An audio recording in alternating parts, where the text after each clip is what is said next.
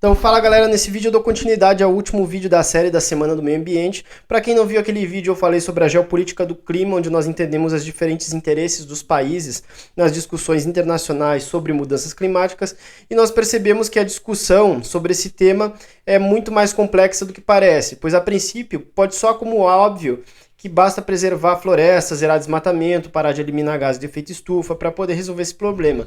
Mas se isso é tão óbvio, por que nós simplesmente não colocamos isso em prática? Porque isso envolve diretamente o bem-estar social de todas as nações do planeta.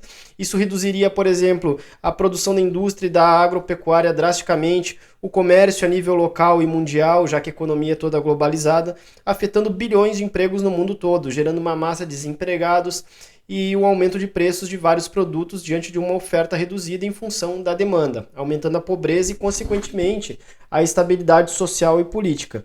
E nós tivemos um vislumbre disso em escala muito pequena na pandemia, onde uma boa parte da economia parou, o que impactou positivamente o meio ambiente, mas vimos milhares de empresas falindo, fechando as portas e várias pessoas dependendo de transferências do governo, cuja capacidade de transferir renda não é infinita, pois a capacidade dos governos mobilizarem recursos dependem da capacidade produtiva local, tá?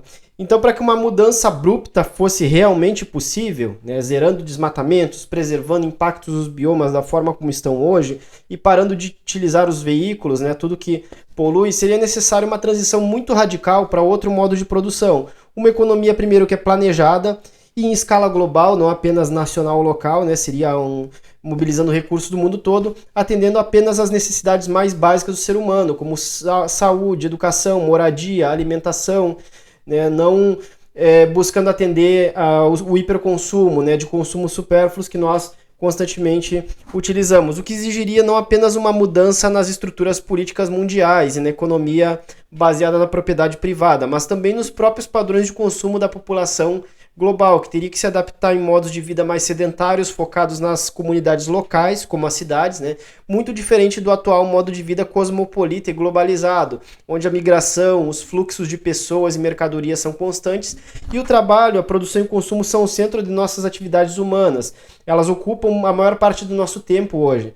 Nesse novo cenário hipotético, as pessoas trabalhariam menos, produziriam menos e boa parte das atividades humanas que hoje se concentram no trabalho poderiam se deslocar para outras áreas, como a cultura, as artes, a religiosidade. Tá? Então, analisando bem esse cenário hipotético, até que não seria tão ruim assim, mas é bastante utópico e difícil de mudar em um curto prazo, mesmo considerando aí 100 anos, pois envolveria a conscientização e a participação de bilhões de pessoas de diferentes povos e culturas que dificilmente chegaria em um consenso global.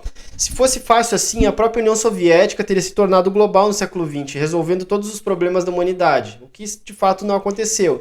Então precisamos olhar não para o ideal, né, mas para o real, para o concreto, né, sendo realistas, para a realpolitik, né?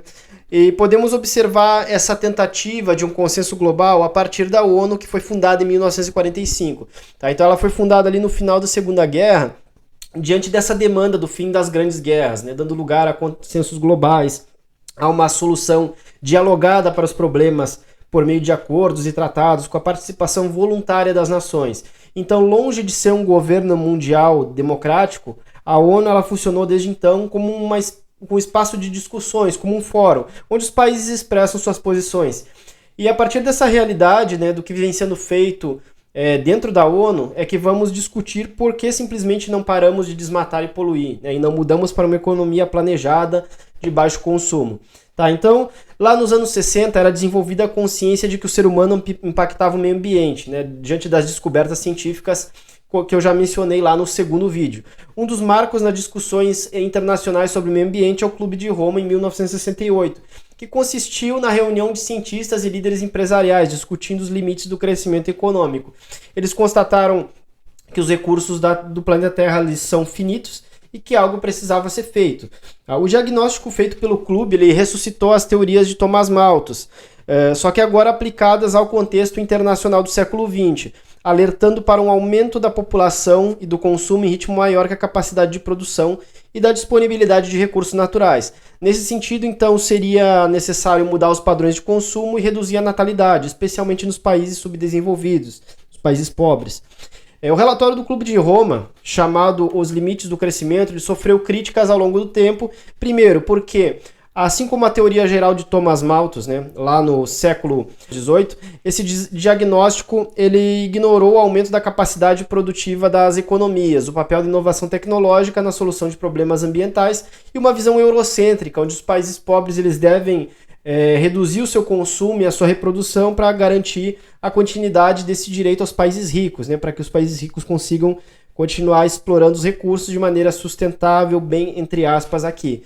Tá? Em 1972 ocorre a Conferência de Estocolmo na Suécia, que foi a primeira conferência do meio ambiente promovida pela ONU, sendo um marco aí nas discussões ambientais internacionais. Inclusive o Dia Mundial do Meio Ambiente foi instituído nessa conferência como uma data voltada à conscientização ambiental, sendo definido aí o 5 de junho, que coincide com a data dessa conferência. Então esse mês, essa semana, nós temos a Semana do Meio Ambiente, muito em função disso, que aconteceu ali na Conferência de Estocolmo. E aqui nós conseguimos identificar duas posições antagônicas sobre essa questão ambiental, defendidas por dois diferentes grupos de países. De um lado, os países desenvolvidos defendiam o preservacionismo, falado ali no primeiro vídeo, ou seja, uma contração no crescimento econômico, na produção e no consumo. Conforme observado também nos vídeos anteriores, essa discussão se deu durante a Guerra Fria, onde os Estados Unidos e a União Soviética eram as principais potências dominantes que, embora eles fossem divergentes sobre vários temas, eles concordavam com essa visão, enquanto os países em desenvolvimento, né, os países pobres, subdesenvolvidos, eles não concordavam com essas metas de redução das atividades industriais, alegando que eles precisavam se desenvolver. Em outras palavras, era fácil para os países como Estados Unidos e União Soviética defenderem a preservação, já que eles já haviam explorado amplamente seus recursos naturais para o seu próprio desenvolvimento, enquanto os países pobres precisavam conquistar o seu desenvolvimento primeiro, a industrialização e a independência econômica antes de qualquer preocupação com impactos ambientais. O Brasil ele era um desses países, né? Nós vivíamos na época sob os governos militares, que possuíam aí uma visão desenvolvimentista da economia, pregando que nós precisamos primeiro crescer para depois pagar os custos sociais e ambientais desse crescimento. Tá? Então, um dos resultados da reunião foi o relatório de Brundtland, que é um documento intitulado Nosso Futuro Comum, que tem esse nome porque ele foi coordenado pela então primeira-ministra da Noruega, Gro Harlem Brundtland. Nele nós temos o conceito de desenvolvimento sustentável, que busca conciliar tanto as demandas urgentes para a resolução dos problemas ambientais, quanto as demandas de desenvolvimento econômico dos países pobres. Ela traz ali uma inovação, considerando os problemas sociais como parte dos problemas ambientais. Então a pobreza ela também é um problema ambiental. Não adianta preservar árvores se nós temos pessoas passando fome. Então nós precisamos de um modelo de desenvolvimento que leve em conta essas três dimensões. A dimensão econômica, a dimensão ecológica e a dimensão social. Tá? Então, se o desenvolvimento ele abrange essas três dimensões, ele é sustentável, ok? Então, o conceito de desenvolvimento sustentável ele fica definido basicamente como o desenvolvimento que satisfaz as necessidades presentes sem comprometer as necessidades das gerações futuras, né? Então, nós temos que consumir respeitando aí a capacidade produtiva da Terra, né, da natureza, e das futuras gerações que virão, tá? E é nesse cenário, durante as décadas de 60 e 70, que o movimento ambientalista e ecológico começa a ganhar força na sociedade civil, por meio de movimentos sociais, ONGs e partidos políticos que surgem nesse contexto. O movimento hippie pode ser considerado um precursor com suas ideias que defendem a paz mundial, uma relação mais harmônica com a natureza e com críticas ao modo de vida predatório do capitalismo e do socialismo soviético, sistemas que antagonizavam na época. Surgem também ONGs como o Greenpeace, né, mundialmente conhecido, que vão atuar em ativismo na forma de ação direta, em protestos contra empresas poluidoras e na conscientização ambiental, assim como os partidos verdes e ecológicos, especialmente na Europa.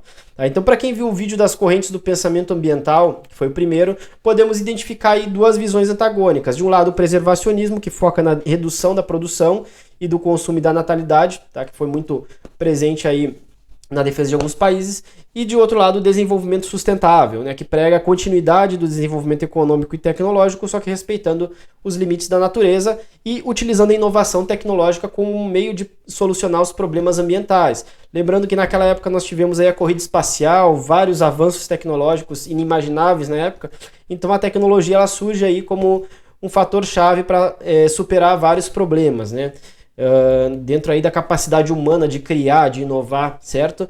E na conferência do Rio 92, nós teremos um questionamento desses dois paradigmas, né? Também chamado de Eco 92, essa conferência, ela é sediada no Brasil, ela teve como um dos resultados a Agenda 21, um conjunto de medidas que busca conciliar a proteção ambiental e a justiça social e o crescimento econômico, valorizando também o protagonismo popular.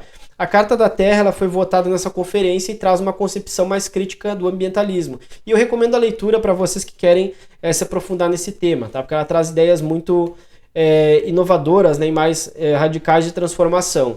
A Rio 92 ela se torna um marco porque após ela começam a ocorrer as COPs, que é a abreviatura para a Conferência das Partes, onde as partes signatárias da ONU se reúnem anualmente para avaliar os avanços nas questões ambientais e até mesmo fazer novas propostas. Cada edição da COP ela vai ter um número, tá? Então a primeira COP foi a COP 1 em Berlim, 1995, e desde então vem ocorrendo, né? COP 2, COP 3 e assim por diante, né? Esse ano, em 2025, nós temos a COP 30 no Belém do Pará, no coração da Amazônia, né? Então nós podemos destacar na história dessas reuniões, né? Eu não vou detalhar aqui o que aconteceu em cada COP, né? Porque é muita coisa. Isso aí existem livros só sobre isso, né?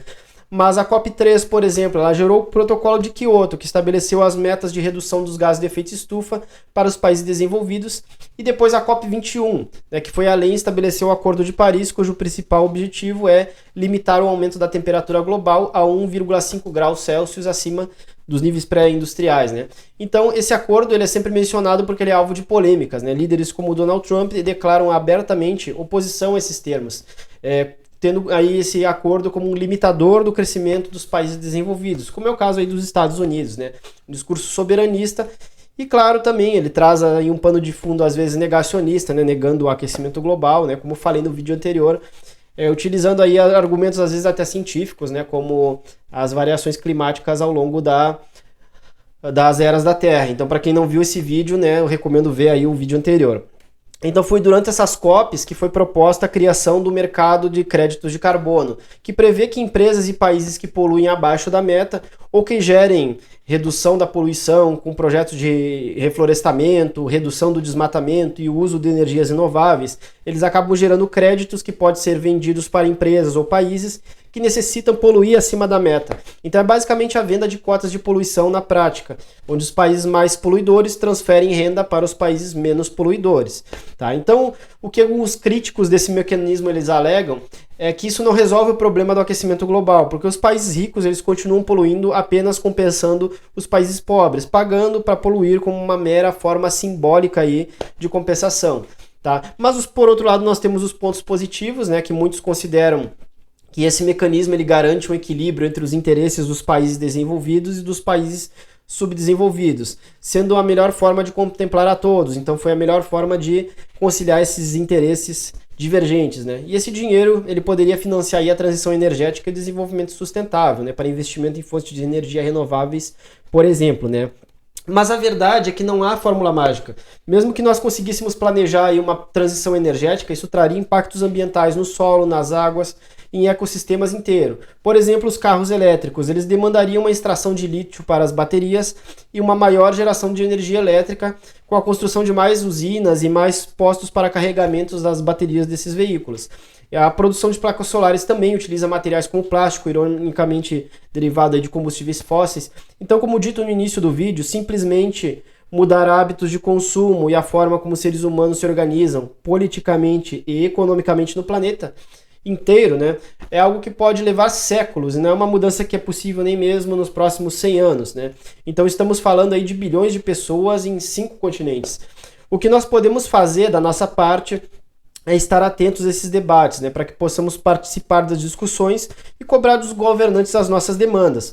Os governos nessas discussões, eles tendem a expressar a voz dos seus cidadãos e falar que tendem, né, porque nem todos os governos de fato aí expressam aquilo que a sua população demanda, tá? Mas os cidadãos eles precisam ser ouvidos na implementação de políticas, como as que envolvem o meio ambiente, por exemplo, né? Então temas polêmicos aqui internos, especialmente no contexto brasileiro, né, que vão desde a demarcação de terras indígenas, liberação de grandes obras na região amazônica, construção de barragens e outras estruturas que podem impactar comunidades rurais e urbanas inteiras.